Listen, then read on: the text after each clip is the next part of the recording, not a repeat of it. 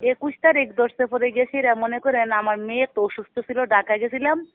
এরপরে ফোন পাই না, পরে কই মানে হয়েছে আর কি হয়েছে, পরে গেছি এরপরে বলছে মেয়েদের সমস্যা ছিল না, কেউ সাথে তো কেউ যোগাযোগ করতে পারছে না।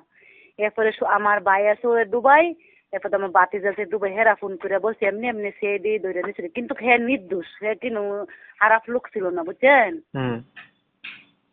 পরে নেওয়ার পরে আপনারা কি ভাবছিলেন যে ছাইরা দিব তাড়াতাড়ি, মানে আপনাদের অবস্থা কি, আপনারা কি চিন্তা করতেছিলেন যে নেওয়ার পরে তো এখানে নরমালি ছাড়ে না? তারা কি সাজা দিছিল কয় বছরের? 10 বছরের কথা ওই শুনছি, আমার হাজবেন্ড আসতে পরে শুনছি আর কি, ও মেয়ের জামাইয়ের কাছে যে বলছে, মেয়ের জামাই আবার আমার কাছে বলছে, এটা শুনছি। ওর মুখ থেকে তো কথা আমি শুনছি না, শুনলে না সবকিছু বলতে পারতাম, বুঝছেন না। আপনাদের অবস্থা বলেন, আপনারা যখন শুনলেন যে 10 বছরে পাইছে, এরপরে শুনছি পরে 10 বছরের জেল শুনছি, পরে ভাই আমাদের কি আর আছে ফ্যামিলি নিয়ে, আমার 3টা মেয়ে 2টা ছেলে, ছেলেটি ছোট ছোট, মেয়েটি একটা মেয়ে বিয়ে দিছি মাত্র ভাই, বুঝছিনি। তখন তো আমরা কোনো মনে করেন ইমন হয়ে গেছিলাম, আমাদের সংসার মানে সংসারটা যে কোনো থেকে 1 টাকা আসবে তাও ছিল না, আমার হাজবেন্ডের কামাই ছাড়া আমরা, বুঝছিনি। আপনাদের পরিবারে শুধু কামাই করে কে? হ্যাঁ আমার হাজবেন্ড, আর কেউ ইনকাম করিয়া লোক নাই। আমার ছেলে ছোট, একটা ছেলের বয়স হয়েছে 6 বছর, একটা ছেলের বয়স হয়েছে 9 বছর। তাহলে ইনকাম কেডা করবো? 3টা মেয়ে বড়, একটা মেয়ে সে বিয়া দিছি, আর একটা মেয়ে মনে করেন বিয়া দিতে পারাম 15 বছর বয়স। আচ্ছা, তাহলে এখন আপনাদের মানে উনি যে বাংলাদেশ ছাড়া পাইছে এটা জানলেন কবে?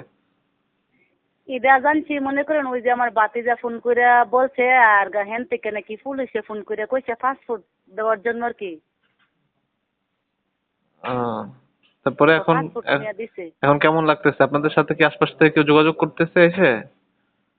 হ্যাঁ যোগাযোগ হয়েছে, আমার মেয়ের কইলাম না, মেয়ের জামাইয়ের ইয়াটা দিয়ে কথা কইছে আর কি। এমনিতে খুশি এখন না সবাই যে আসতেছে বাংলাদেশে এসে?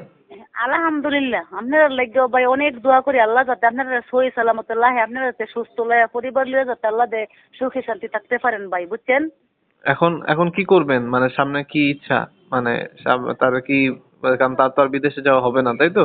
এখন কি ইচ্ছা আপনার, সরকারের কাছে কি চান বা কি আপাতত, নাকি আপাতত তারা দেখতে চান কি? মানে মনে করেন বাড়িতে আসুক, আইসা দেখা যাক কি করা যায়, মনে করেন ইনকাম ছাড়া দাও চলা যাবে না, বুঝছেন না।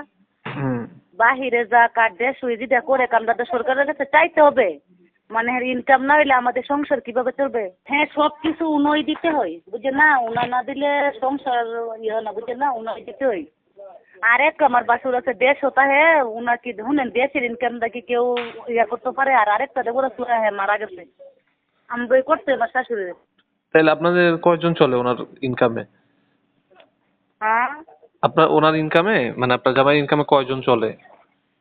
আমার হাজবেন্ডের ইনকামে মনে করেন আমার 3টা মেয়ে 2টা ছেলে, আমি আমার শাশুড়ি। কারো কাছে স্বপ্ন পূরণ, কারো আনন্দের উপলক্ষ, আবার কারো জীবন পাল্টে দেওয়ার মুহূর্ত, কখনো জীবন বাঁচাতে সর্বোচ্চ গতিতে উড়ে চলা, কারো আবেগের শেষ মুহূর্ত, আপনজনের শেষ বিদায়ে শামিল হওয়া, এমন সব ইচ্ছে পূরণে সর্বনিম্ন ভাড়ায় দ্রুতগতির বাহন প্রবাসীর হেলিকপ্টার। আপনার প্রয়োজনে যোগাযোগ করুন আমাদের হটলাইনে।